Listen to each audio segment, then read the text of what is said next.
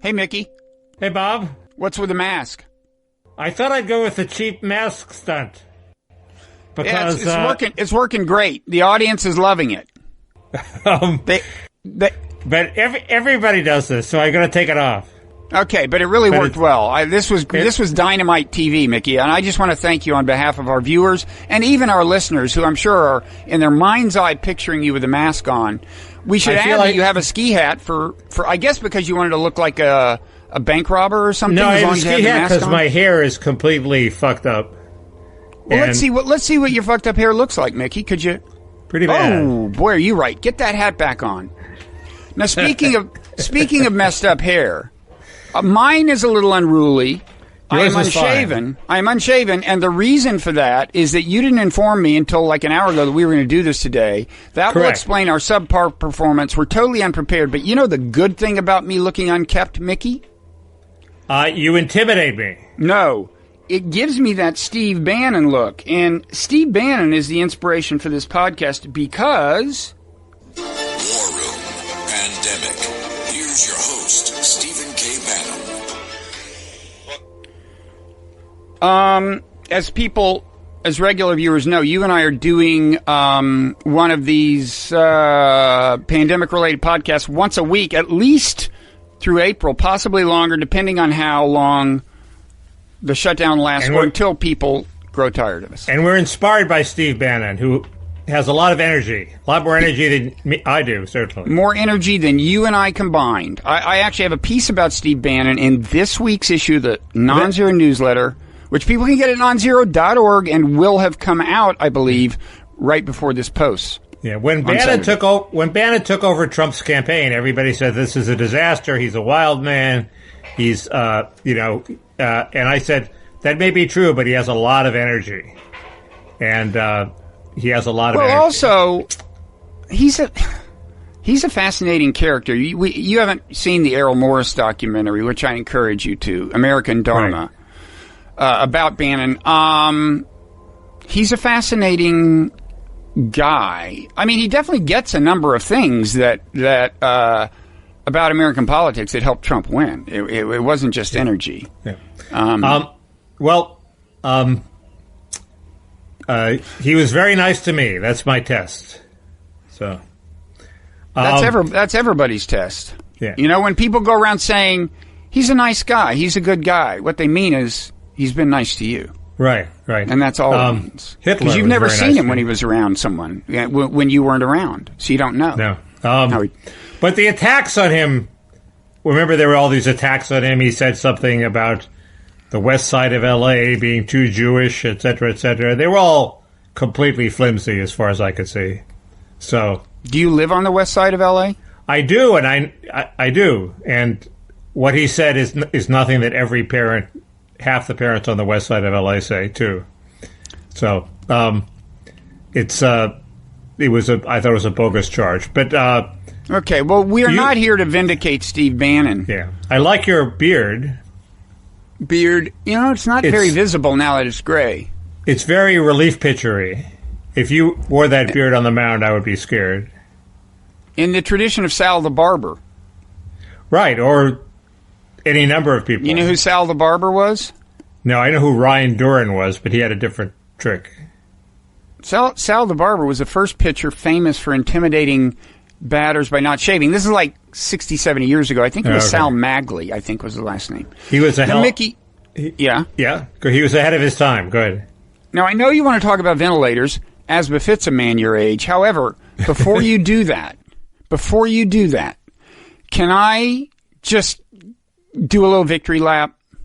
Did I not a week ago, back before virtually anybody was saying this, suggest that the administration's estimates for deaths of 100,000, 240,000 had been set high so that they could easily declare victory? Did I not say that? And now is everyone not saying that? And Fauci denounced it as your old buddy Anthony Fauci denounced it as a conspiracy theory. And I think he specifically meant you, Bob. At this point, I would like to distinguish between two types of COVID modeling truthers. There are the people mainly on the right who are saying the numbers were overblown and really this isn't a dangerous disease, right? And we didn't have to go through any of this. And then there are people like me who are saying the numbers were too high because the models didn't take into account the dramatic effect that the social distancing would have.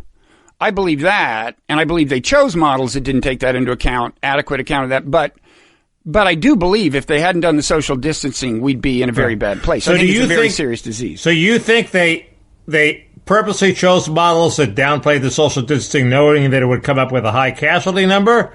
Or do you think they chose the model that came up with a number of 120 and they said, hey, let's bump it up to 140, then we'll look good when it comes in under 140? Well, I will say this, two things. The model they have put the most emphasis on, the University of Washington IHME model, even as they said, we're talking 100 to 240,000 deaths, even when they said that, it was giving a lower projection. And that has gotten lower and lower. It's got, when we talked last week, they were projecting 90,000, and that's the average, not the lower end of their range. They were projecting 90,000. Now they're projecting 60. One other thing, that model assumed that no one would do what Trump said. I mean, literally, they said, we are only assuming the social distancing dictated by individual states because Trump's guidelines are not orders. They're not laws. So it didn't, it was deficient. First, do we really think they relied on that study? Because I thought they had their own models, and then they said, oh, and this other one came in from left field. So I'm not sure that everybody's beating up on this Washington model, and it has suspiciously been wrong. But I think there are other models. It's a weird model. It relies on the shape of the curve that they've derived from China, right, or something. It's not done the same way other models, and maybe it's an experimental way to do a model that doesn't work very well. I'm sure that Fauci has other models he's drawing on. It's not just that one. I don't know. And I mean, in their defense, they say they've looked at a number of models. They mentioned the Washington one.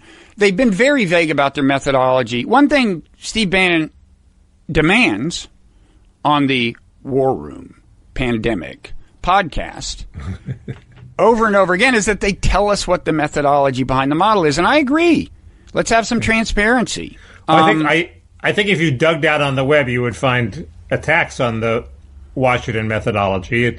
But the question is one of what was their motive? If their motive was, hey, we picked the worst case model because it's better to err on the side of caution, that seems totally defensible to me. If you want to motivate people and it's a reasonable model and you're erring on the side of caution. If they said, we want to double the number just so Trump looks good politically, that's sort of bad too. That's worse, but that's defensible if it's in pursuit of a policy that's going to save lives. Well, I don't think the modelers were trying to help Trump. And then, but again, I mean, it's the administration's estimates that were designed to help Trump, I think, if they were, which is my working hypothesis. And naturally so. It's not shocking. I mean, let me read you a tweet from Chris Hayes, who I think is great, by the way. He's like the best on cable news, and he's a genius, and he has amazing energy. But he tweeted a couple of days ago, the most cynical interpretation of all this, one I can't quite bring myself to accept, is they rolled out the model showing 100K deaths after they knew it would be less than that so they could anchor everyone to that number and take a victory lap when only tens of thousands died, which is what I had said. I don't understand why he can't bring himself to accept it. I would think we would just assume as much of any politician, right? You set the bar high. It's standard procedure, and also it's not helping Trump. He's getting completely shellacked for coming in for highballing it, and everybody's saying, "Oh, now it's there's this crazy theory that now because it's only coming in 60,000, if it comes in that the whole policy was unjustified when it's the policy that's making it come in that low." Exactly. It's like saying, see, polio wasn't the problem because we cured polio. There's no polio now, so why do we have to go through this whole thing with the vaccine? What anticipated technological apocalypse does this remind us of in that regard? Y2K? Exactly. Comet Kahutek? No, Y2K. I mean, they said when 2000 arrives, all the computers going to fall apart because the dates are wrong. And then people say, Wait, that wasn't so bad. Well, yeah, but they spent billions of dollars fixing the computer so it wouldn't happen. I mean, it's. I drove to Santa Barbara just in case the Russian ICBMs targeted on Los Angeles were accidentally triggered. So that's the kind of guy I am. Yes, which will bring us shortly to your discussion of ventilators. But I want to just say quickly, it's good news that. Not so many people are going to die. Obviously, the feeling now is, okay, the worst of it, depending on where you are in New York, the worst of it may have passed. It may be only barely ahead of us. That's all good. And if fewer people die because they highballed the number and scared people into complying, yeah, that's sort of justifiable. It's something FDR would do, certainly. No, we agree. We agree it's a vindication of the policy. There's still the difficult part, which is that the policy can't last forever, presumably, without truly grave economic damage being done. And there's the whole phase 2 question. But it's weird that Chris Hayes is out of step with the left, which tends to be, those evil Republicans want to relax and kill people. And yet he is saying, well, maybe Trump, the lockdown people overdid it, and see, it's only 60,000. So he's sort of out of step with his base, isn't he? I don't know of any cable TV news hosts who are saying what you're saying, right? I mean, you can't say that. Say what? That the administration is trying to kill us, right? I mean. A person in his position shouldn't say that. What's the scenario? But he's not saying that. Who is? I know because he can't. But I doubt he even believes it. I mean, who is? Wait, what is the scenario? The scenario in general. Maybe I get these confused in my head. So maybe in general, the left is pro lockdown, the right is anti lockdown. Trump was. Imposed the lockdown, but now he's switched in line with most of the right and wants to open up the economy, and he's opposed by Fauci. Mm-hmm. So the left is saying Trump is being irresponsible, wants to open up the economy too much, and he's putting our lives at risk.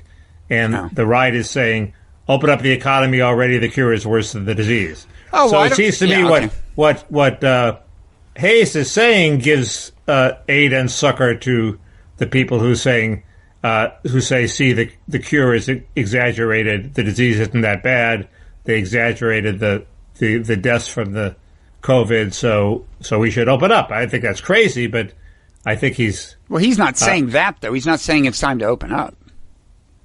I know, but the implication of the fact... That's the other kind of truther. That's my point. There's truthers like me and maybe Chris Hayes who are saying they inflated the numbers, the estimated death numbers, so that they look good in the end, but we don't deny that the social distancing was key. This is a very serious disease, so we're not saying, hey, look, because of these low numbers, we can all go watch an NFL game.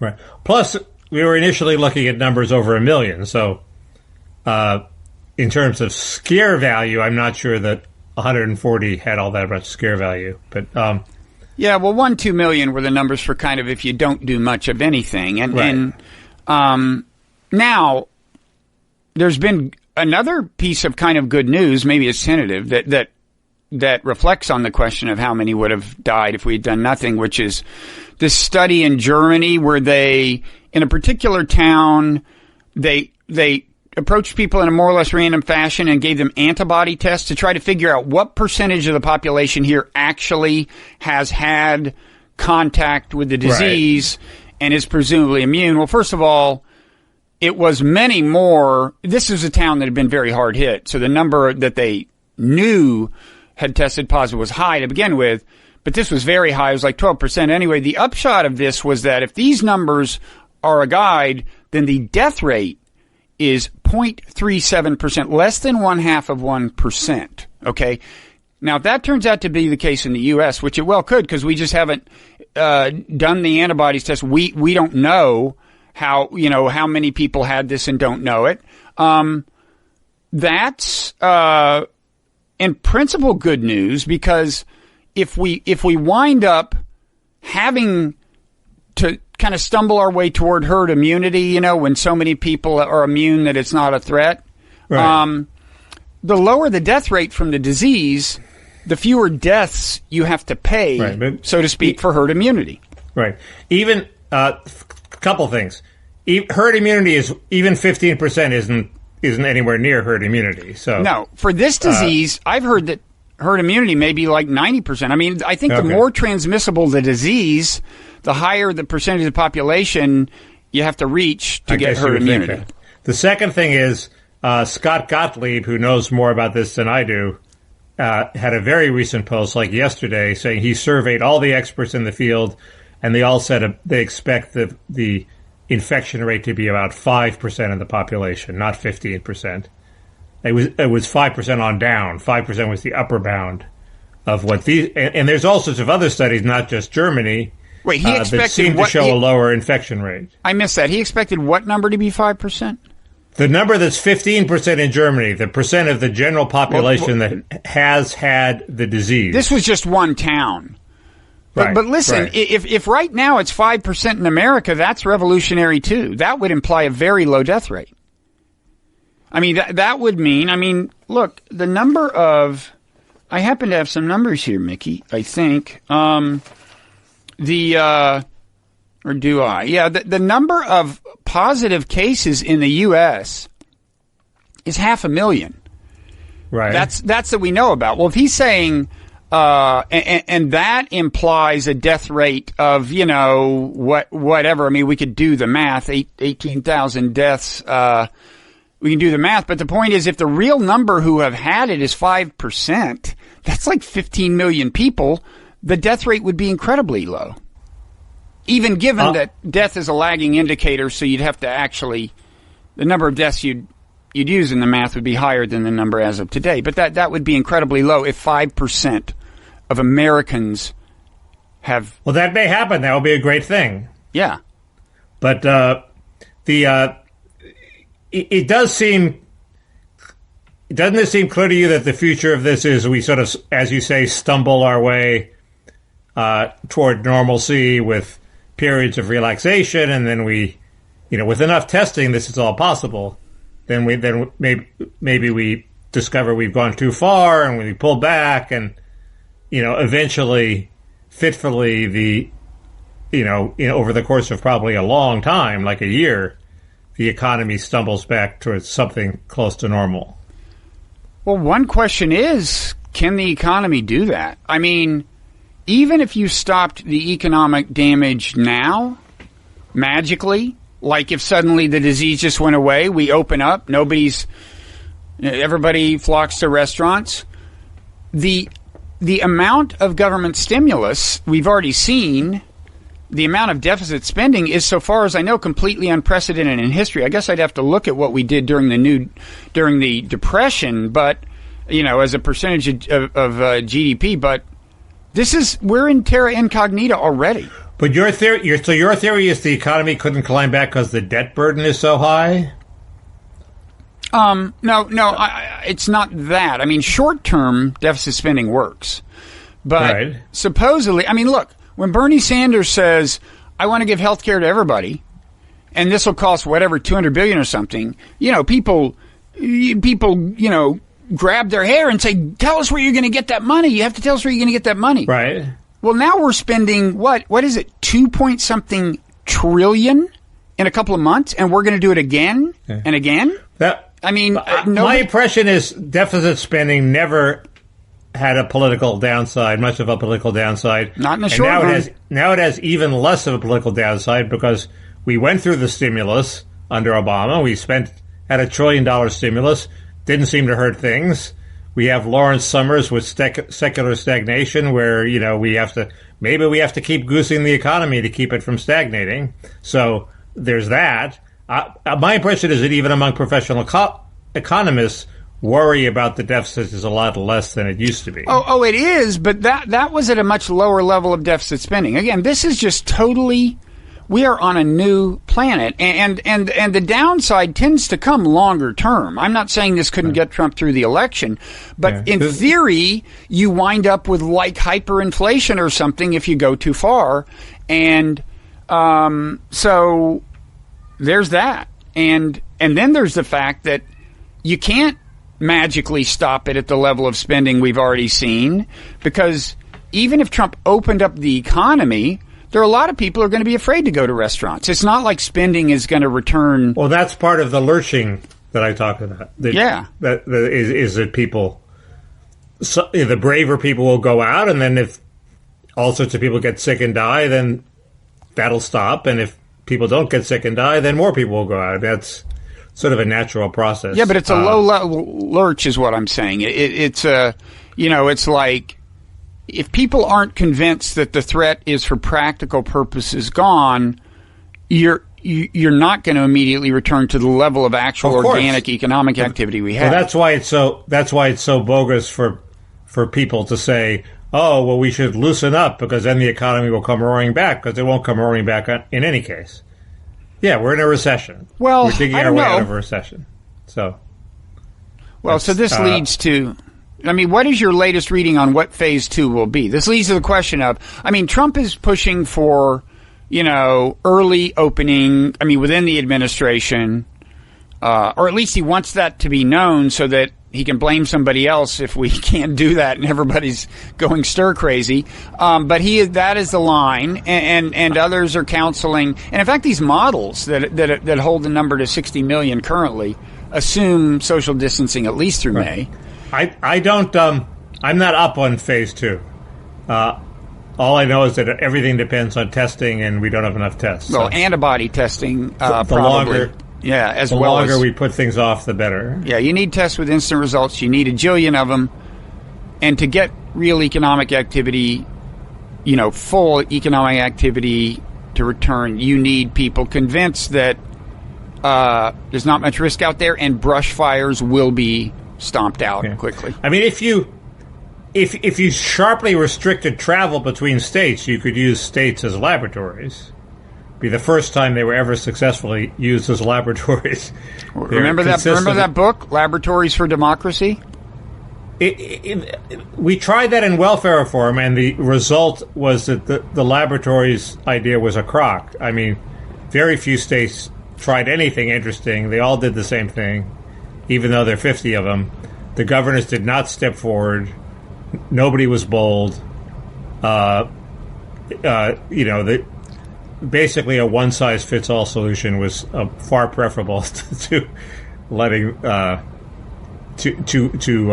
you just didn't get anything very ingenious out of the states. But here, if Montana wants to go it alone and have parties in bars, let's see what happens to Montana. It's not convincing that this is anything other than an infection in a couple of cities yet, right? The infections are all over. One kind of weird ritual of mine has been looking at the map for West Virginia every day, just because it was the very last map to get in it. It was the very last state to get any infection at all on the New York Times map. So I started wondering, because have you been to West Virginia? It's not like they have bullet trains between towns, right? I've only been there at night. The towns, you wouldn't think it's a natural conduit for disease, a lot of mountainous roads and stuff, but it's just relentless the way those red dots keep showing up. There. Last time I checked a couple of days ago, there's more than 40 counties, 40 locations in West Virginia that have some degree of infection. It just grows every day. So that's one unknown. Is our hotspot's going to keep springing up? Right. Here in L.A., people think we've beaten it. They may be wildly optimistic, but the fear of that the hospitals are going to be overrun, et cetera, even though the peak is way much later than New York, people seem to think they have it under control. Maybe they're whistling past the graveyard, but But they realize that it's because of the social distancing, so they can't return to normal without the problem returning. Yeah. Yes, I'm on the west side of Italy. We're a hotbed of social distance warriors. Yeah. So here's a question.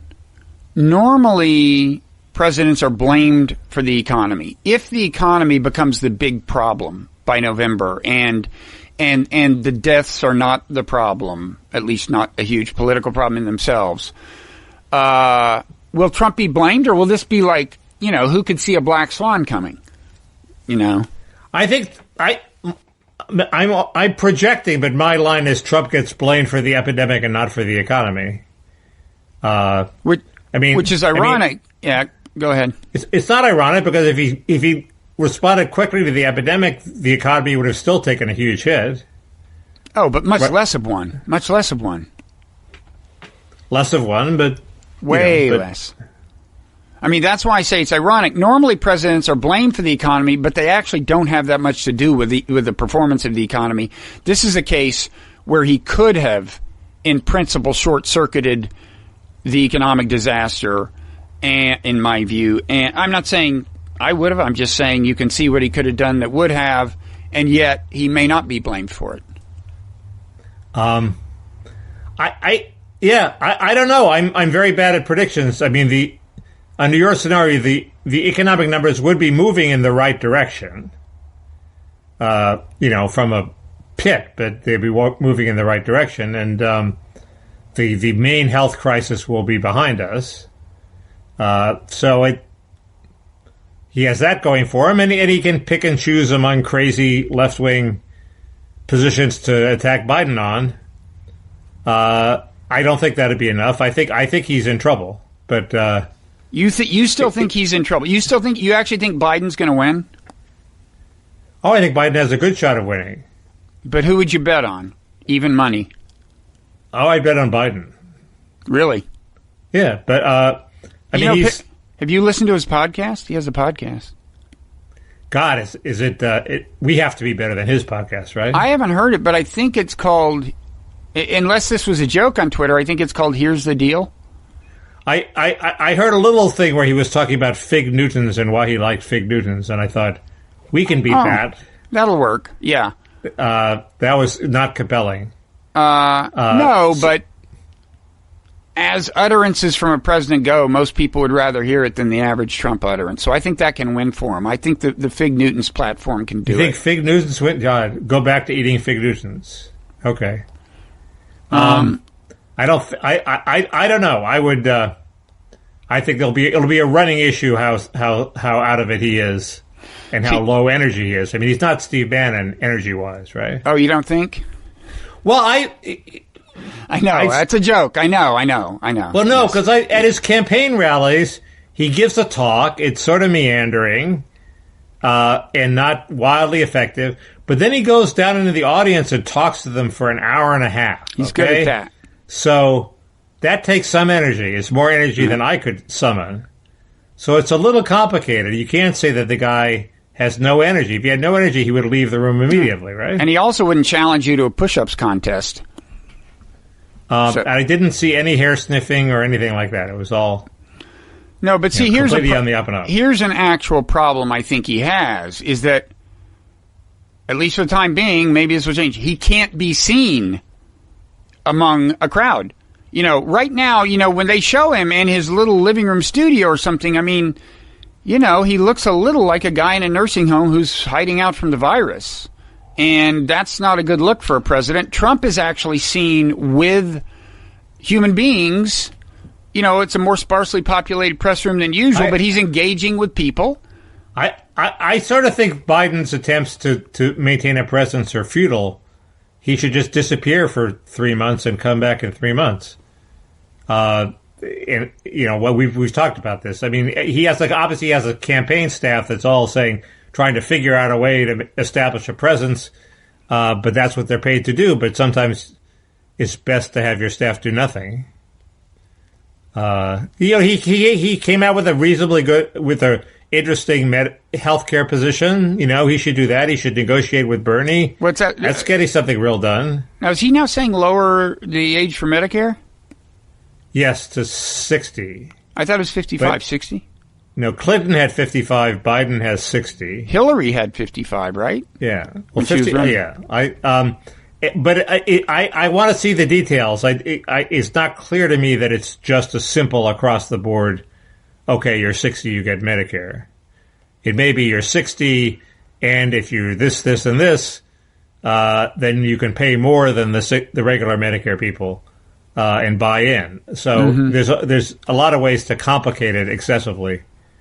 I hope he hasn't done that. I would just take the current Medicare system and lower the age, to 5 years and then a year every year after that. It's something, but you still got to do something about people in the middle, age-wise. Well, but this helps people in the middle because it takes the highest risk cases out of the pool. Well, if you had real Obamacare with a public option, very reasonably priced public option, and your point is it can get more and more reasonably priced as you take old people out of the risk. And he has a public option too, so wouldn't be the worst thing. You could also maybe raise the income cutoff for Medicaid. If he had a reasonable grounds on immigration, a reasonable position on immigration, I would probably be for him. But I don't think he does. Not by your lights, at least. So that brings me to my presidential sweepstakes. Oh, I thought it was going to bring you to ventilators. This is a relief that it's only bringing you to the presidential sweepstakes. I admired the way Tucker Carlson forced Trump to take the pandemic seriously when Trump was running around saying it was like the flu. Yeah, but then Tucker reversed course, right? And then Tucker, this past week or so, has completely flipped and gone with and also Laura Ingraham have gone with the Fox flow and into saying, well, the cure is worse than the disease. What do these experts know? We shouldn't be ruled by experts. Look at these models. Ha, ha, ha. The models suck. It's weird. I was wondering why did all of Fox all of a sudden fall into line? I mean, half of them were in line before. And why did Tucker fall into line? And the answer I got back from people who know Fox is that the audience is in charge. Tucker cannot and Fox cannot stand to get too far out front from what their audience thinks. And also, that's especially true when you have this Murdoch who's running the place, who doesn't share any of these actual beliefs, and is probably, not a Republican, and just sees it as a cash cow. So you just got to keep pleasing the audience and raking it in. And Tucker cannot afford to piss off the leaders of Fox that much, or his audience. If his ratings go down, look at Bill O'Reilly. Bill O'Reilly was a big star. He left Fox. Now he's virtually, now he's like 1/100th of what he used to be. Is it true that Bill O'Reilly said these people who are dying of the coronavirus were on their last legs anyway? He did, apparently, yes. I'm told that people like Dennis Prager, who I have tremendous respect for, are saying similar things. I haven't seen that, but the right is in lockstep with killing Grandpa. I don't understand. Yeah. This transitions naturally into the utilitarian discourse you and I might have wound up engaging in anyway. But first, I want to say it makes sense that, Fox's viewers would say enough already, let's open up the economy, because most of them live in areas where the disease isn't a big threat. I mean, they're in the red part of America. They're not in the big cities by and large. They're either in red states or red parts of blue states. And so it's rational. And they see that the left is using this to get at Trump, which they are. So that sort of sours them on the whole project. Anyway, my new candidate for president is J.D. Vance, author of Hillbilly Elegy. Absolutely, who had a thread on Twitter that basically said, I've looked at all the evidence on the right. I'm sorry, I'm not convinced. So social distancing is still the best solution. I'm not convinced that the infection rate is going to be large. I'm blah, blah, blah. All very sensible. And he has this quality, which I admire, and which sort of Reagan had too, which is he can basically take exactly the same positions as Trump, but phrase it in such a mild and sort of honorable and sweet way that it's very, very easy for people to swallow. Rightly so. He's with Trump on the issues. He's the exact opposite of Trump in terms of personality. He's not confrontational. He doesn't get angry. He's reasonable. He's evidence-based. I mean, he's a venture capitalist. He can't afford not to be evidence-based. And so people wanted him to run for Senate in Ohio, and he ducked out of it. But I'm serious about this. I think he's a potential candidate. So you and other Trumpists are grooming him to be Trump's successor? I'm not grooming anybody, but you got to do something with your life. You and other Trumpist elites? Sorry? You and other Trumpist elites? I don't think anybody's grooming. I ran into him at an event, and he laughed. Wait, you know him? You know him? No, that was the only time I met him. He sent me one email once. This was pre-social distancing that you ran about into. Another issue, yeah. No, I just ran into him as he was coming off the stage at a conference. Interesting question. Who would be the successor to Trump? I mean, it's a little, from my own ideological viewpoint, it's a little alarming that I'm given the fact that a guy as unappealing in so many ways as Trump has, gotten himself elected president, may get himself reelected. Imagine what somebody less abhorrent could do. But anyway, I don't think J.D. Vance is going to establish a Putin-esque authoritarian state. I mean, he's obviously not going to do Trump's BS of playing favors and helping out his friends. And if you say something nasty about him, you don't get your ventilators. See, I made the transition to ventilators. We're getting there, folks. Don't bail out because you think we're never going to get to the ventilators. We know a crowd pleaser when we see one, but we also know you save it for the last. After all the commercial breaks, you keep saying, next, ventilators. He's not a Nixonian character. Okay. He is very influenced by Michael Lind, which is, in this case, probably a good thing. Now, is Michael Lind an actual Trump supporter? He certainly has a certain amount. He's an economic nationalist. He's probably an immigration restrictionist. People may not care. He's not super famous, but I know him. The answer is I don't know. I remember I was trying to think through these problems, and then I read a Michael Lind essay that said everything that I was groping toward thinking. And so I'm... Did you know that he's sort of impressed by his acuity in this issue, which I never was before. I wasn't a huge fan before. This is Lind if people want to Google him. Yeah. Do you know who his famous cousin is? No. Once you know this, you'll never be able to look at Michael Lind without seeing him because the eyes are very much the same. Larry Hagman, the actor on Dallas and I Dream of Jeannie, I think. Wasn't he on I Dream of Jeannie? Yeah, he's... I want to make sure this is right, but I'll Google him to make sure these are the eyes of Michael Lind I see, but I'm pretty sure that's the answer. So that's better than Jim Fallows and Meatloaf. Jim Fallows is related to Meatloaf? Correct. Oh, yeah, totally. Look at Larry Hagman's eyes, man. I'm telling you, that is Michael Lind. Okay. I don't know what Michael Lind's eyes look like. Larry Hagman's. Anyway, I'm in a good mood because I was worried that I would get this disease, need a ventilator, and they would say, "Sorry, Mickey, you're too old." And what was it? What was it that the guy at the that America Foundation? What is it? The one that Michael Lind said. New America. I used to be a fellow there. That's where I hung out with Michael. Right. They didn't want to. They didn't want to throw me any work because I was too old and insufficiently solution oriented. So was that what you actually kind of begged them for a position, and they said, "I didn't beg them. No, you tried to. Did I try to help you out? You tried to help me out, and I was rejected because I was too old and insufficiently solution oriented. And this was 15 years ago. I was too old. So, well, I'm sure I did my damnedest. Although I probably did mention when I mentioned you to them, you looked about ready for a ventilator to me. Yeah. Okay. Thank you. That's what friends are for.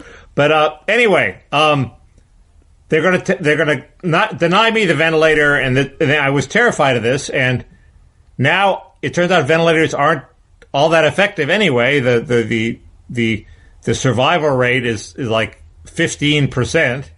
And I've heard different numbers, but nobody is saying that most people who go on them for this disease survive. Well, Deborah Burke said they'd achieved a 40% rate in Louisiana. I don't know what that means, but there's an interesting theory that's related to the ventilators, which is technicians say they're using them wrong, or at least they're doing damage. They're have them on too high a setting, and they're actually damaging the lungs of COVID victims. Because unlike the lungs of ordinary people who need ventilators, the COVID lungs are very flexible. They're not stiff. They're thinking that maybe this is what this one technician said. Maybe it's not a lung disease at all; it's a blood disease, and that dovetails with this really wacky theory that Megan McArdle linked to, where they modeled the virus and its proteins were designed so to screw up the ability of hemoglobin to carry oxygen.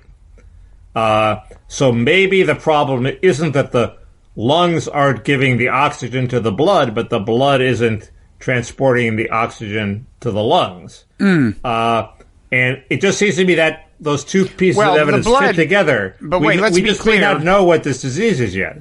But let's be clear. I mean, I don't know. I'm not a doctor, but it wouldn't be the blood transporting the oxygen to the lungs, right? I mean, blood transports oxygen from the lungs to the heart, right? That's the key oxygen transport in blood. You would think. I don't know. So maybe that's the problem, is that no matter how good a job the lungs do, the blood just isn't going to accept the oxygen and take it to the heart? Is that the theory? That's a new theory. The theory in this paper is somehow that the lungs are starved for oxygen. I don't know why. The lungs are starved for oxygen. Well, I could be wrong. It could be presumably they are cells and they need oxygen to survive. They need oxygen the way other parts of the body need oxygen. True. So that could be it. You're right. Never mind. And this would dovetail with the theory which some doctors dispute, that this is a one-organ disease. In other words, it affects a bunch of organs. It affects the brain. It affects the gut. And if it's a blood disease, that sort of follows. We've now reached the limits of my medical knowledge. But okay, well, I'm sorry. It's interesting to follow this link in this Megan McArdle link to, and just to familiarize yourself with this theory, which I'm told hematologists have ripped apart large parts of it. So it may be completely fakakta. Well, if you send that link to us, we will put it in the links mentioned tab on the bloggingheads.tv site. One of two places where the videos for this show up, the other being YouTube. And by the way, the podcast feed, both Blogging Heads TV and the Wright Show podcast feed will work. One of our, Mickey, on Twitter, one of our viewers or listeners suggested that we name this, give this some distinctive pandemic-related name, this series of podcasts you are doing. This person suggested that we call it Battle Stations. I've got a feeling that's inspired by Steve Bannon's War Room. Pandemic. Battle Stations, outbreak. Is this guy's suggestion? It was good to get. I think we can get more over dramatic than that if we. Let's see. Bob and Mickey go to hell. How about that one?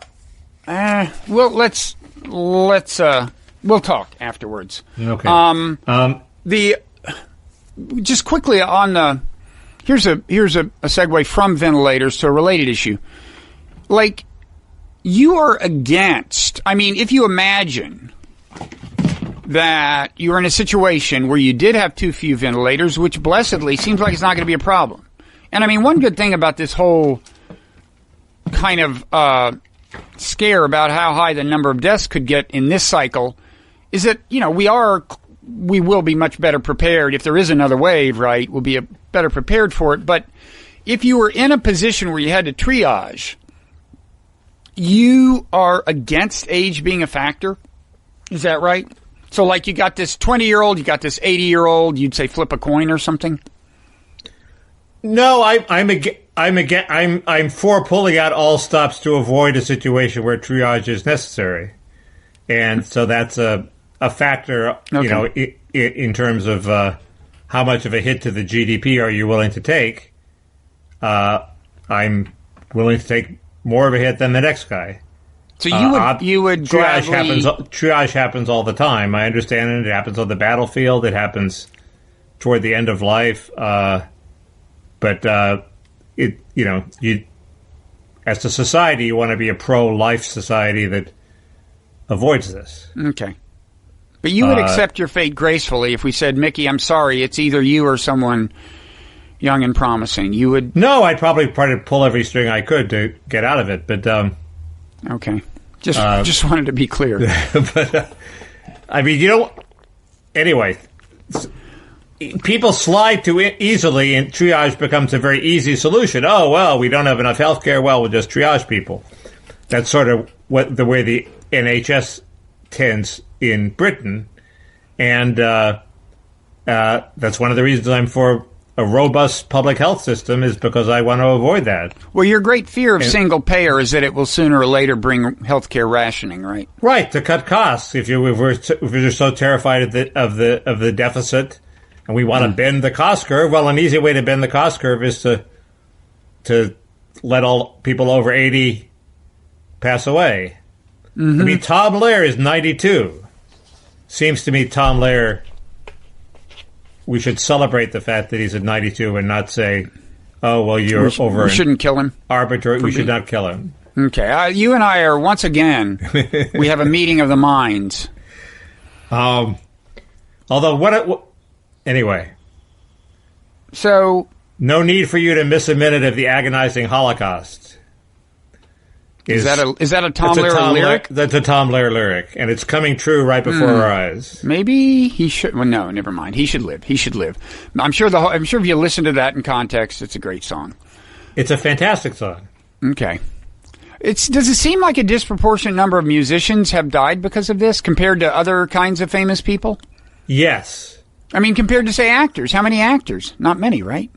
I assume it's because musicians have a lot of drug use and they tend to have damaged organs. But I don't know. John Prine does not seem like a guy who used drugs. So. No, but he was pretty old, right? Well, he had a lot of problems, but I don't know that they were drug problems. He was on the radio. There was an interview describing his idea of going wild was cooking until 3 a.m. So, and he was cooking food.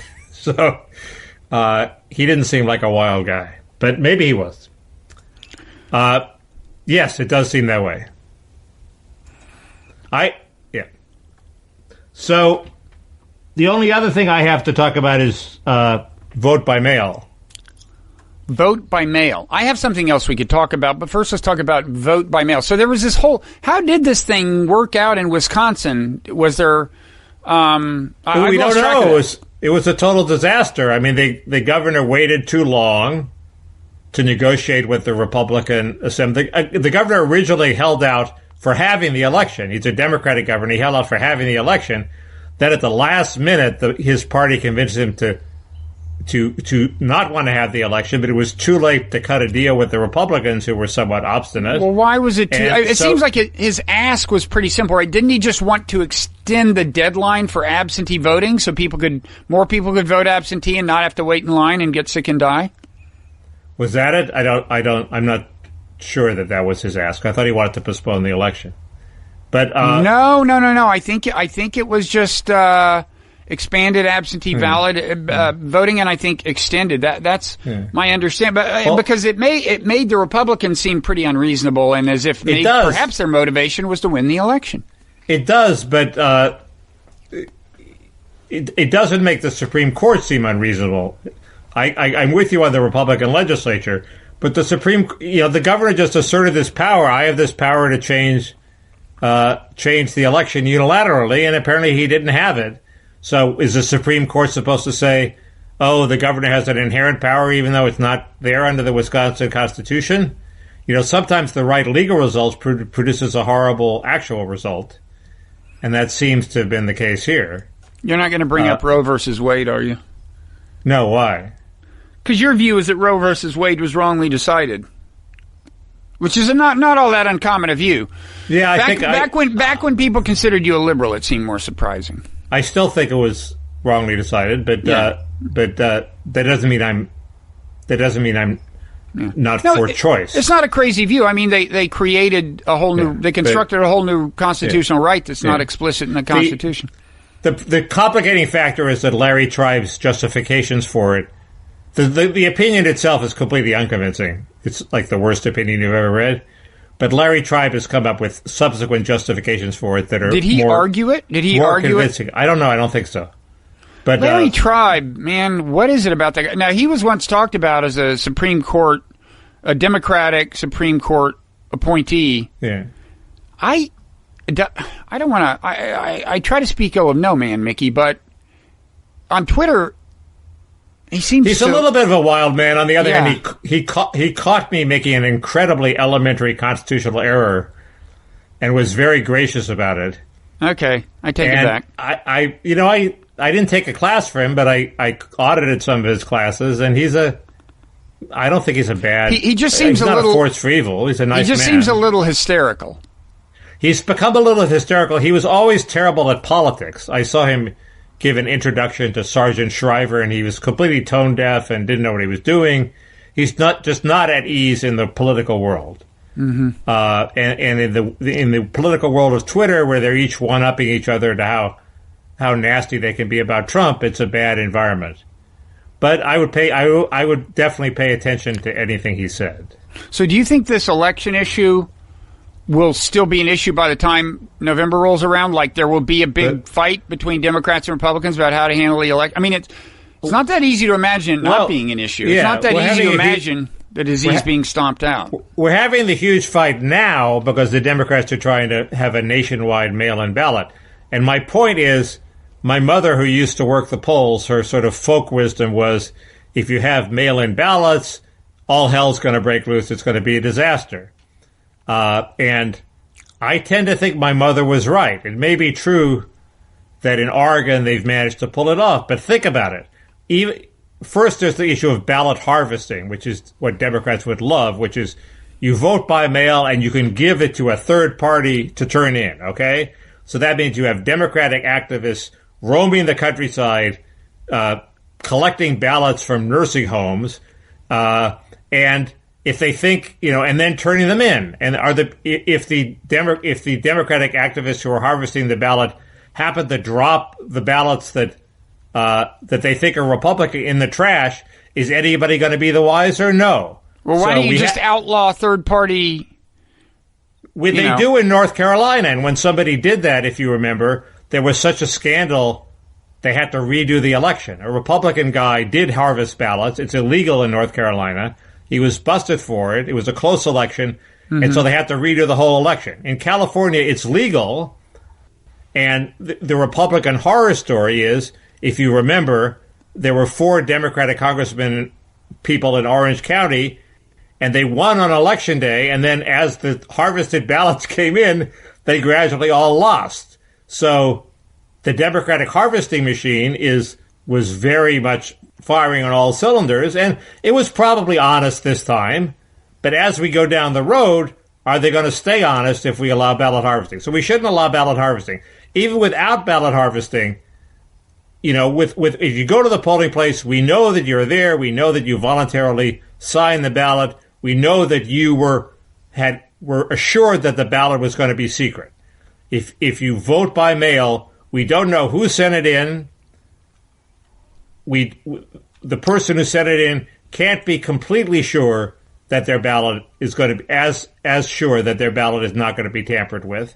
So it sort of erodes the secret ballot. But maybe we don't know if the person actually voted or somebody moved held their hand and moved the pen. So and eventually, that more and more of those scandals are going to come up. And so don't think this is a road we should go down. So suppose we confine ourselves to in-person voting. Should we make adjustments, like open it up for 10 days of voting so that there's never that many people there and you don't feel like you're getting too close to people? That's what they had, and that's the system they had in Los Angeles, where they had a huge a huge open voting period where if you went down to these voting centers, you could do the machine and so you're in favor of that?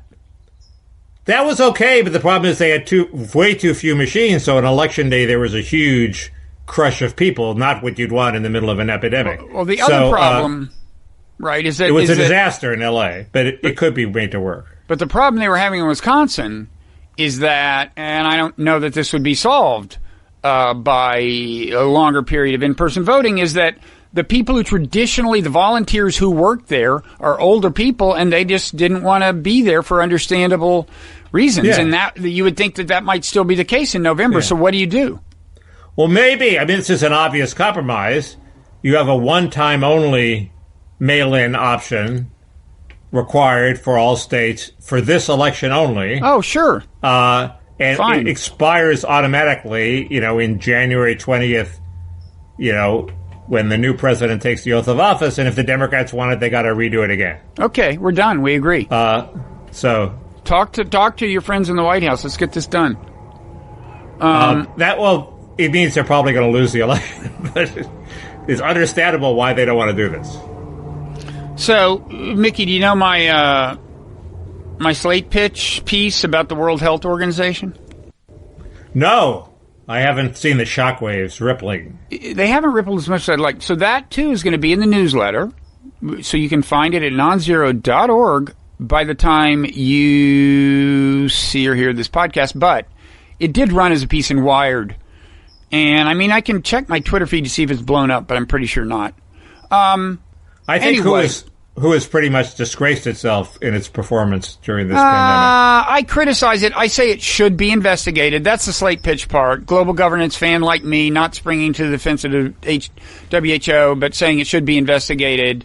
But it should be investigated like with good intention, not in the spirit in which the Republicans will wind up investigating it if they do. And in general, I mean, I don't buy the idea that there was this deeply sinister conspiracy between WHO and China. I think they were both, together they did not generate as much transparency as you like. I think cover-up is probably a misleading term. I mean, you tell me what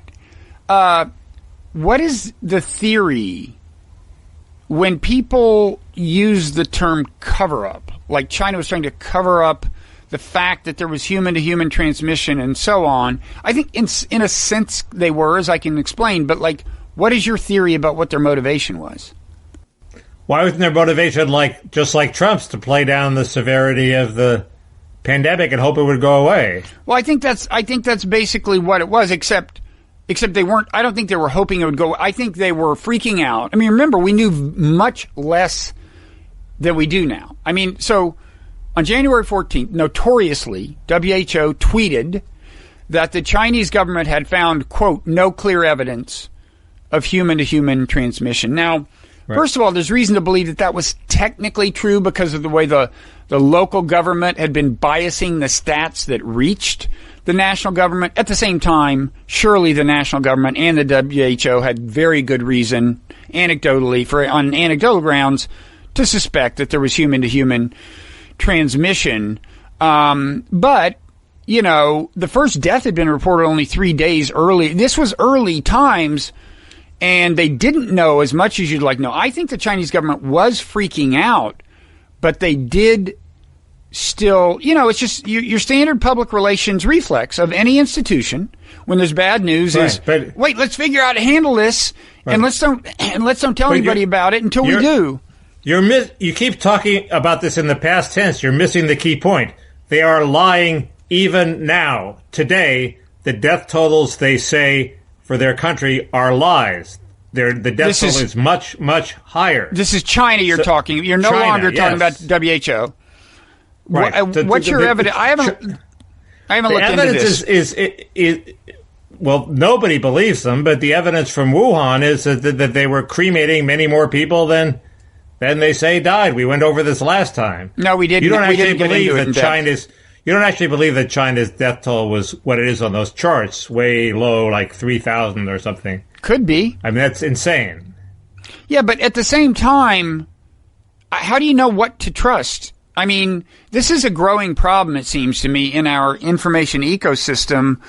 In a lot of areas, I just don't know who to trust because, you know, you hear, it's like, Bannon had this guy from Epoch Times. Now, Epoch Times is run by the Falun Gong, which clearly has issues with the Chinese government, perhaps justifiably, but not exactly impartial observers. And he was spinning like the more extreme end of the like. I think maybe he was suggesting this was actually a genetically engineered virus that escaped the laboratory, which I think almost nobody believes. Even people who believe it escaped a laboratory seem to mainly believe it was basically a bat virus. But actually, Tom Cotton tweeted into a series of his old tweets that made it clear that he said there were several options. It was probably, you know, good science, bad procedure that let this virus out. That's the most, it's also possible it was straight from a bat.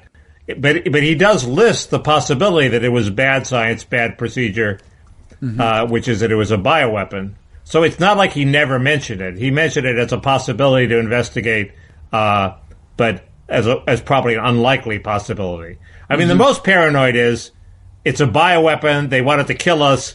So they downplayed it, so we let it into our country and we'd all die, right? That would be the...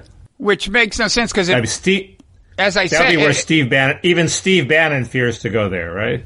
He fears to, although he occasionally has someone on who floats that as one of the theories, as one of the presumably credible theories, and I kind of think maybe this Epoch Times guy was one. But, I mean, obviously, if you're designing...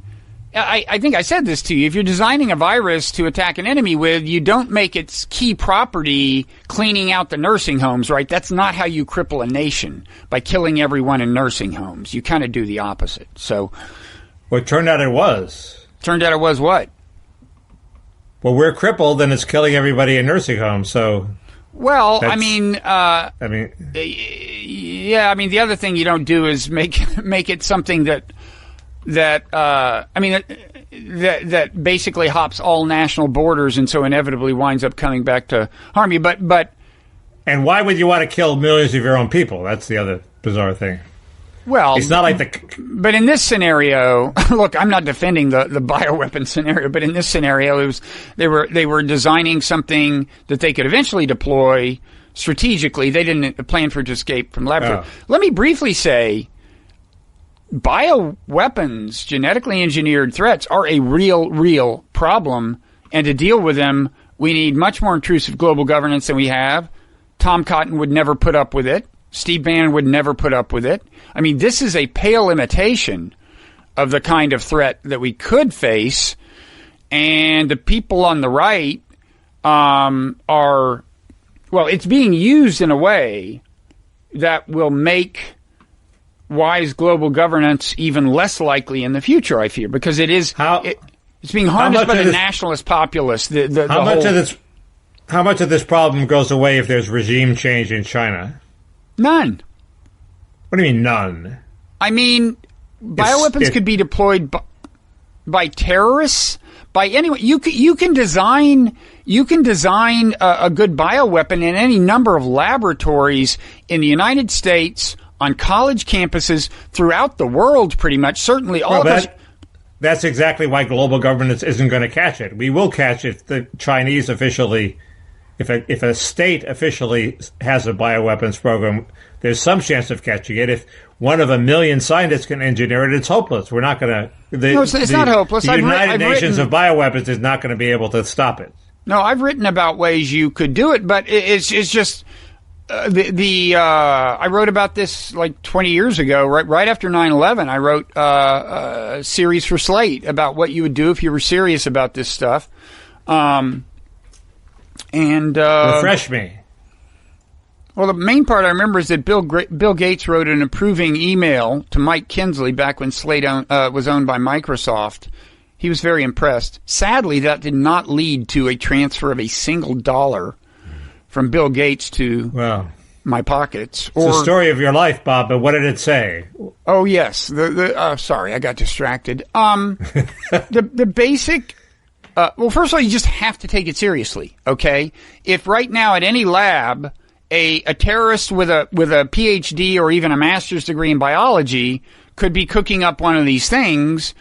You could do I mean, first of all, let's look at the national level policy, and then you basically globalize that and get all nations to sign on to it. But an example I threw out is if for certain kinds of equipment, okay, the kinds that can build these things that are in laboratories, a mandatory part of the equipment was for every activity done on the machine to be monitored electronically. There's like a monitor that is recording everything done with the machine, what is sequenced, what A, B, C, D, and maybe transporting it instantaneously to the cloud, whatever. But you have that kind of accountability, transparency, and anyone caught in possession with the machine or who's disabled the monitoring stuff or has a machine that doesn't have it, like they go to jail forever or something. I mean, can't you do a lot of damage with a CRISPR machine, which costs $1,500? Absolutely.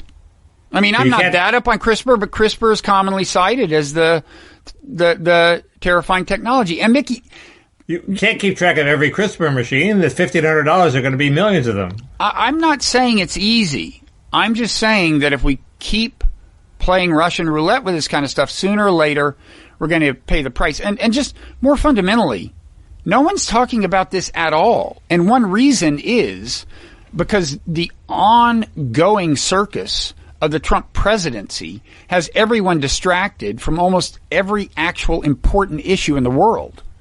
And that's one of the prices we're paying I thought for the your favorite president. I thought the conventional wisdom was that George W. Bush, the second Bush, took it very seriously, and Obama and Trump have not taken it seriously. Took bioweapons seriously? Took the whole problem of pandemics seriously. Oh, pandemics. And I assume bioweapons are included in that. I mean, these are all people who've read the it's a different. all people who've read this book, The Demon in the Freezer, and were freaked out by it.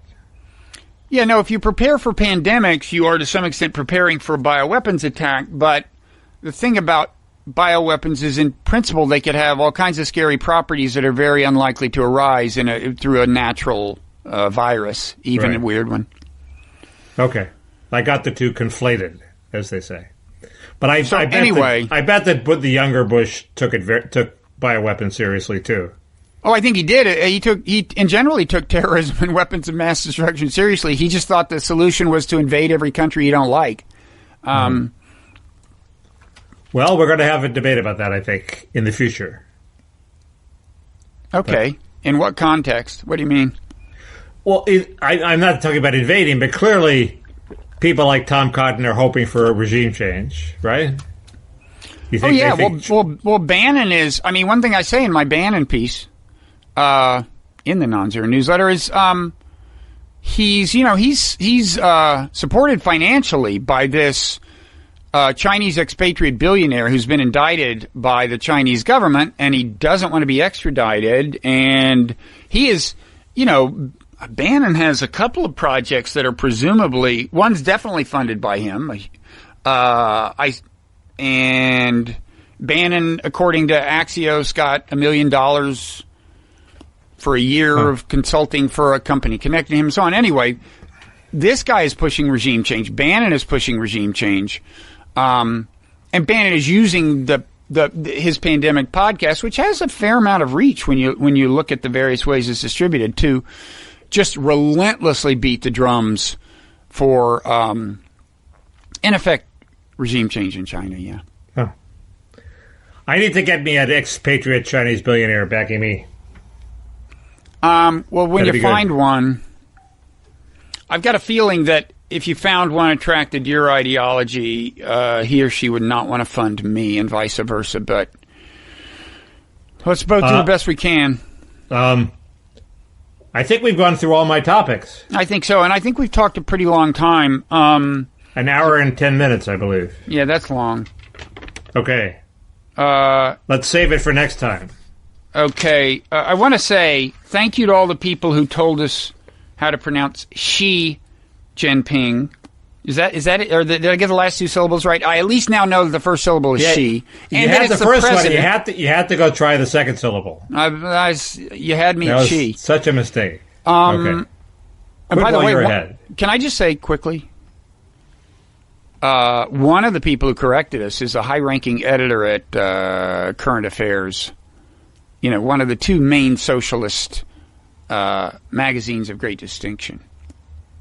I think The other one being Jacobin? Yeah. Okay. I think it's Eli Massey. I think is the name of the high-ranking editor, and I'm not saying we have an elite audience, you know, but I'm not saying we don't. Okay. We probably won't after today, but okay. Okay. So I want you to get busy lining up our next guest, our guest for next week. Should we start having guests? No. Okay. Never mind. That's a terrible route to take. Then you spend all your time wrangling guests, and you have to be nice to the guests, so it inhibits what you can write. And that's the problem with all these magazines, like The Atlantic used to do, where they have these panels of important people, and then they have to be nice to the important people, because if the important people don't show up at their panels, the panel falls apart. It's the road to corruption, Bob. Yeah, I was once talking, when I was blogging at The Atlantic, I was talking to somebody who, I think it's these things that they called show trials for ideas. Like, because the whole point was to flatteringly assess a particular set of ideas. But I digress. Okay. So we will be back next week on War Room. No, we'll have a name. We encourage nominations for a name. We should come up with a name. Okay, we have to go now because you got your mask back on. We can't hear you. I know. Okay. Okay. All right. See ya. See ya.